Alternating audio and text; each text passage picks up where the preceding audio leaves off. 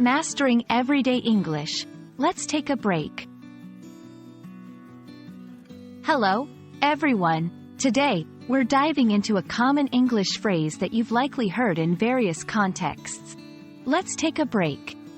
Understanding this phrase is crucial for both social and professional interactions in English-speaking environments. So, let's break it down and see how you can use it confidently in your conversations. Let's take a break is a versatile phrase used to suggest pausing an ongoing activity or conversation. The word let's is a contraction of let us, which is a way to suggest an action for a group, including the speaker and the listeners. The phrase can be applied in multiple scenarios, from formal work settings to casual hangouts with friends. This phrase is commonly used in several contexts. 1. Work or study sessions. When concentration dips after long periods, suggesting a break can help refresh and refocus the group. 2. Heated discussions. If a conversation becomes too intense or confrontational, saying, "Let's take a break," provides a chance to cool down and approach the topic later with a clearer mind. 3. During activities.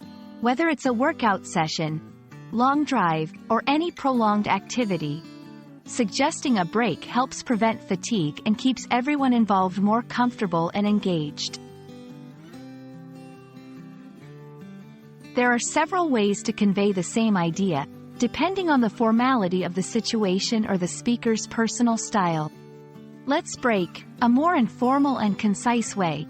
Shall we take a break? A polite, more formal alternative. Time for a break, everyone. A friendly, inclusive way to suggest a break in group activities. Knowing how to respond to this suggestion is as important as knowing when to use it. Here are some polite responses. Sure, that sounds like a good idea. Yes, let's. I could use a break. Thanks for suggesting. Maybe in a few minutes, if you're not ready for a break just yet. Understanding and using the phrase, "Let's take a break," effectively can improve your communication skills in English, making your interactions smoother and more pleasant.